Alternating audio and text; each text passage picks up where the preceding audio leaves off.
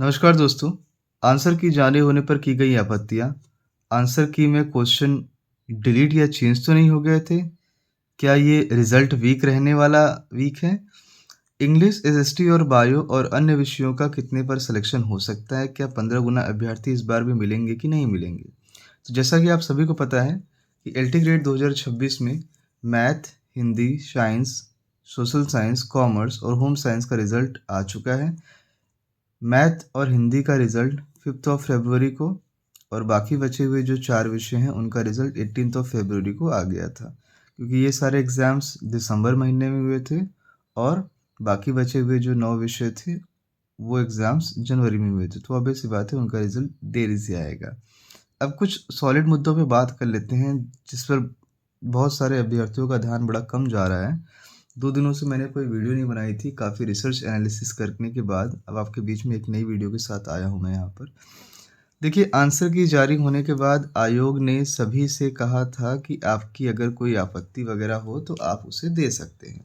तो आयोग की आंसर की जारी होने के बाद कोई फाइनल आंसर की तो आई नहीं थी, ये तो आप सभी को पता है।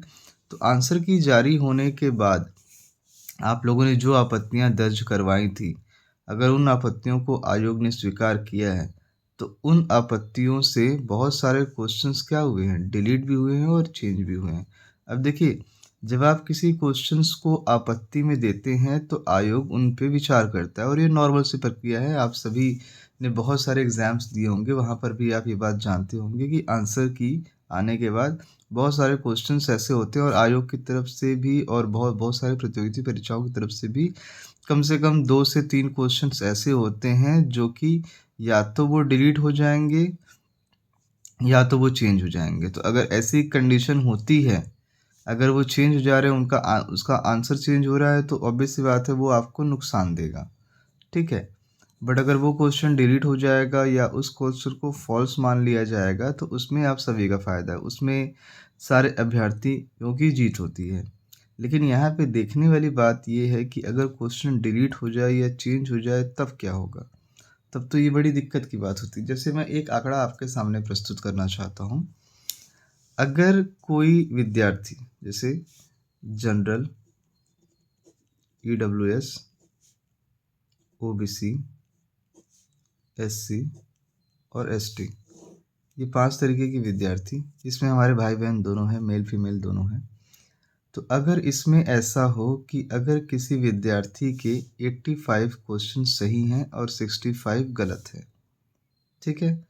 तो उसका जो पूरक परिणाम बन रहा है, ये बन रहा है क्योंकि 2 गुना का मार्क्स था और यहाँ पे 0.66 की नेगेटिव मार्किंग थी।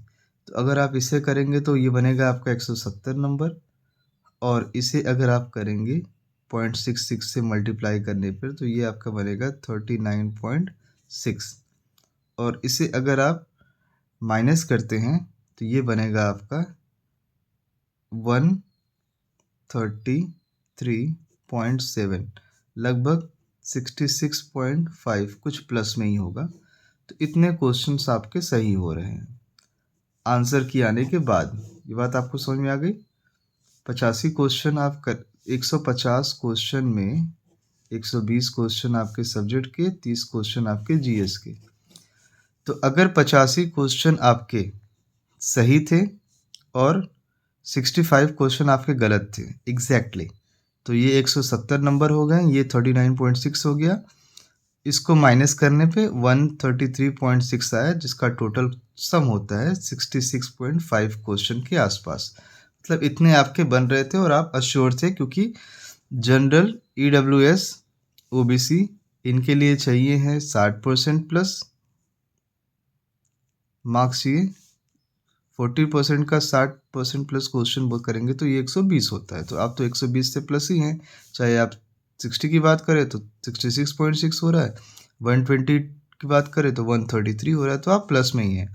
इसी तरीके से SC ST को 35% मार्क्स चाहिए जो कि यहाँ पर उनके लिए होता है 105 नंबर। 105 नंबर मतलब 52.5 क्वेश्चन। अब चलिए वापस आते हैं इस मुद्दे पर। तो अगर किसी अभ्यर्थी ने आपत्ति दर्ज की कि मुझे आपत्ति है 5 क्वेश्चंस में और भगवान न करे वो 5 क्वेश्चन आपके गलत हो रहे हैं। अगर वो 5 क्वेश्चन आपके गलत हो रहे हैं, तो आप सीधे आ जाएँगे 80 पे, ये 80 आपके सही हैं और 70 आपके गलत हैं। तो 80 सही होने पे ये कितना होगा? अब आपका हो जाएगा 160 नंबर, ठीक है? और यहाँ पर ये आपका हो जाएगा 70 को अगर 0.66 से मल्टीप्लाई करेंगे, तो ये आंकड़ा बैठेगा आपका 46.2। अब इसको माइनस करेंगे, तो ये बैठेगा आपका 113.8, जो कि लगभग बैठता है 56.5 क्वेश्चन के आसपास। तो हमारे जनरल ईडब्ल्यूएस ओबीसी के जो भाई-बहन हैं, बस वो यहीं रेस से बाहर हो जाते हैं, क्योंकि उन्हें चाहिए 120 नंबर। अब आप देखिए किस तरीके से खेला आपके साथ हो जाएगा। आप आयोग को गलत ठहरा रहे हैं। बहुत सारे बच्चे ऐसे हैं जो इस क्राइटेरिया को पार कर रहे हैं। मैंने उनसे लास्ट वीडियो में भी कहा था कि आप अगर डायरेक्ट कोर्ट न जाके आयोग को मेल करें और अपनी जो ओएमआर कॉपी है, उस ओएमआर कॉपी को आयोग को मेल करके उनसे बाकायदा रिज़ल्ट माँगने की कोशिश करें। आयोग के साथ वो दावा लेने की कोशिश करें कि मेरा ये चीज़ें सही हैं, मुझे बाहर क्यों किया गया है। एक तो पहलू आपका ये है, ठीक है? वहाँ पर आप बिल्कुल सही हैं, कोई आपको कुछ गलत नहीं सज़ा, और इस प्रोसेस के बाद अगर आप कोर्ट भी चले जाएँगे तब भी आप गलत नहीं हैं। लेकिन इस पहलू को भी देखने की ज़रूरत है, क्योंकि मुझे ऐसा लगता है अभ्यर्थियों को क्रिटिसाइज़ करने से अच्छा है कि उनसे बात की जाए और उनको ये वाला नज़रिया भी देखने की ज़रूरत है कि क्या उनके साथ ये वाला ट्रैप हुआ है। पहले आपके 85 सही हो रहे थे, 65 गलत हो रहे थे, क्योंकि 150 में 150 आप सही करके आए हैं। क्योंकि फाइनल आंसर की तो रिलीज़ हुई नहीं है। जब फाइनल आंसर की रिलीज़ नहीं हुई है, तो क्या कुछ ऐसा तो आपके साथ नहीं हो गया है कि यहाँ पर 170, फिर 39.6, फिर 133, यहाँ तक आप एकदम बिल्कुल श्योर थे कि आपका हो ही जाएगा, ये आप बिल्कुल श्योर हैं। लेकिन किसी अन्य अभ्यर्थी ने, जिसे लगा कि नहीं ये 5 क्वेश्चन ऐसे हो सकते हैं, ये किसी भी सब्जेक्ट का हो सकता है, जो 6 या एग्ज़ाम हो गए उसमें भी, और जो बाकी बचे हुए 9 एग्ज़ाम आने वाले हैं उस पर भी। तो अगर उसने ऐसा कुछ किया, तो ऑब्वियस सी बात है आप तो यहाँ रेस से बाहर हो जाएँगे। 80 क्वेश्चन आपके फिर सही हुए, 65 की जगह ये 70 क्वेश्चन गलत हो गए, तो ये 160 और ये 46, इसको करने पे 113 हो रहा है। तो बचा कितना? अब बाहर हो गए। तो ये ज़रूर आप देखिएगा, और आयोग की तरफ से भी ये कहना चाहूँगा कि फाइनल आंसर की आयोग फिर जारी किया करे, क्योंकि अभ्यर्थियों को इससे पता चलेगा कि कौन से क्वेश्चन डिलीट किए गए हैं या चेंज किए गए हैं, या कौन से क्वेश्चन फॉल्स क्वेश्चन की कैटेगरी में डाले गए हैं। इससे एक ट्रांसपेरेंसी बनी रहेगी और अभ्यर्थी भी नाराज़ नहीं होंगे। अब देखेंगे, देखिए कल बहुत सारा यूट्यूब पे हंगामा हुआ था कि कल, मतलब जो बीता हुआ मंडे है, उस पर रिज़ल्ट आ सकता है। मैंने संडे और मंडे कोई वीडियोज़ नहीं बनाए हैं इस पर, क्योंकि मुझे पता था कोई रिज़ल्ट आने वाला नहीं है। देखिए, आयोग कब रिज़ल्ट जारी कर दे, वास्तविकता ये है कि ये किसी को नहीं पता है। बट ये जो रिज़ल्ट वीक है, जैसा कि कहा जा रहा है, अप्रैल में आपके मेंस वगैरह के फॉर्म वगैरह भी भरवाने हैं और बाकी चीज़ों का प्रोसीजर भी आगे करना है। तो आज 24, जब 2 बजे मैं ये वीडियो रिकॉर्ड कर रहा हूँ, तो यकीन मानिए 24 से लेके 28 के बीच में, मैंने फिर से कहा कि किसी को नहीं पता है रिज़ल्ट कब आ सकता है, बट ये वीक रिज़ल्ट वीक है। आप मेरी पिछली वीडियो में जा सकते हैं, तो मैंने कहा था वो रिज़ल्ट वीक है, और उसमें 4 विषयों के रिज़ल्ट आए थे। तो ये सिर्फ़ एक अनुमान होता है कि इस वीक में रिज़ल्ट आ सकता है। तो ये भी गेस है कि बाकी बचे हुए जो हमारे सब्जेक्ट्स हैं, वहाँ पर भी 28 फरवरी से पहले-पहले रिज़ल्ट आ सकता है, और आपको मेंस के लिए अनुमानित किया जा सकता है। अब बात करते हैं इंग्लिश, एसएसटी और बायो और अन्य विषयों का कितने पर सिलेक्शन हो सकता है। तो यहाँ पर एक चीज़ मैं बताना चाहूँगा, इंग्लिश, एसएसटी और बायो, सबसे पहली बात, तो मैंने कई वीडियोज़ में ये बात बोल दी है कि लड़ाई सिर्फ़ और सिर्फ़ ईडब्ल्यूएस और ओबीसी के भाई-बहनों में है, बाकी कहीं लड़ाई बिल्कुल भी नहीं है। क्योंकि इसी में एक टफ़ कॉम्पिटिशन, टफ़ फ़ाइट होने जा रही है। बाकी बचे हुए हमारे जनरल के भाई-बहन और यहाँ पर एससी और एसटी के भाई बहन, इनमें कोई फाइट नहीं है, ये सेफ हैं। बट यहाँ पर कैटेगरी वाइज यहाँ पर सीटें कम भी हैं और नंबर ऑफ कैंडिडेट ज़्यादा है, तो यही सारा टफ कंपटीशन यहीं पर है। अब बात करें कि कितने नंबर पे अगर आपका सिलेक्शन हो जाएगा, तो एक चीज़ समझने वाली बात है, मिनिमम आप मान के चलिए, कोई कितना भी कट ऑफ आपको बता दे, मिनिमम आप ये मान के चलिए कि आप 60% जो 40% का आंकड़ा है, 60% वाला, मतलब 120 नंबर, 60 क्वेश्चन सही करना है आपको यहाँ पर और 120 नंबर लेकर आने हैं।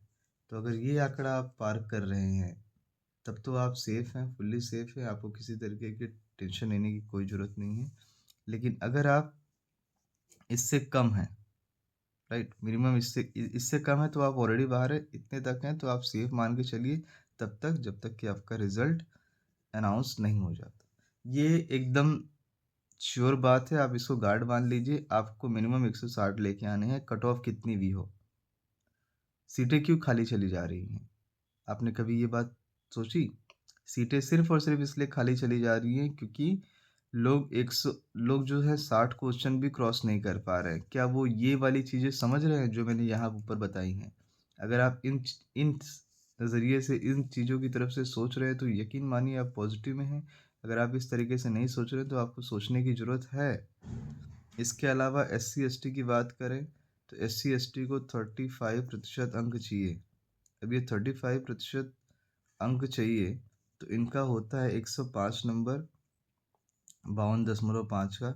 तो अगर आप इस क्राइटेरिया को फुलफ़िल करते हैं, जो मिनिमम क्राइटेरिया है, तो आपका नाम तो रहेगा ही पीडीएफ की लिस्ट में। वो चाहे आज दोपहर 2 बजे जब मैं ये वीडियो रिकॉर्ड कर रहा हूँ, तो आज शाम को आए मंगलवार या बुधवार या गुरुवार, जो पिछला रिज़ल्ट था वो तो बुधवार को ही आया था। तो वो कभी भी आए, अगर आप इतनी मिनिमम क्राइटेरिया फुलफ़िल करते हैं, so you will get your name in a PDF. Otherwise यही होगा कि 15 गुना अभ्यर्थी उन्हें यहाँ पे भी नहीं मिलेंगे। और 15 गुना अभ्यर्थी क्यों नहीं मिलेंगे? क्योंकि जो 60 क्वेश्चंस मतलब 40% का आंकड़ा है और यहाँ पर 52.5 मतलब ये देखिए 52.5 मतलब 35% का आंकड़ा, ये आप क्रॉस कर रहे हैं कि नहीं। इन सभी चीज़ों में एक चीज़ बहुत ही ज़्यादा सोचने वाली है, वो ये कि आंसर की जारी होने पर जो आपत्तियाँ की गई थी, उन आपत्तियों से आपको कोई नुकसान हुआ है कि नहीं। ये पूरी वीडियो का फोकस पॉइंट है, पॉइंट नंबर 1 और पॉइंट नंबर 2।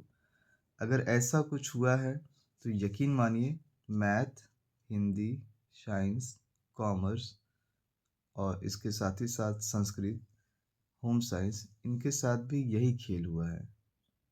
वो इसी तरीके से बाहर हुए होंगे, उन्हें एनालिसिस करने की ज़रूरत है कि आपके अकॉर्डिंग आप सही थे। जैसे 85 और 65 का रेशियो आपका बन रहा था, फिर बाद में 80 और 70 का रेशियो बना, तो आप सही थे। लेकिन क्या ऐसा भी हो गया कि आंसर की आने के बाद फिर सारी चीज़ें बदल गई और आप कहीं न कहीं उन चीज़ों से बाहर हो गए? क्योंकि ये चीज़ें किसी भी सब्जेक्ट में हो सकती हैं, कोई भी अभ्यर्थी जाके प्रूफ़ के साथ आपत्ति दर्ज करवा सकता है और आयोग को लगेगा तो वो उसे 3 कैटेगरी में डाल सकता है, डिलीट, चेंज और फ़ॉल्स की कैटेगरी में। तो आपको देखना है कि अगर आपके साथ ऐसा कुछ हुआ है, तो आप आयोग से उसका जवाब माँगिएगा कि कौन-कौन से क्वेश्चन डिलीट हुए हैं, चेंज हुए हैं और फ़ॉल्स हुए हैं। और नहीं हुआ है, आपका नाम पीडीएफ में आ जाता है, तो बातें वहीं ख़त्म हो जाती हैं। फिर भी मिलते हैं आपके फिर से कमेंट्स किए गए बहुत सारे डाउट्स को मिलाकर एक नए वीडियो के साथ। तब तक के लिए बाय। जय हिंद एवरीवन।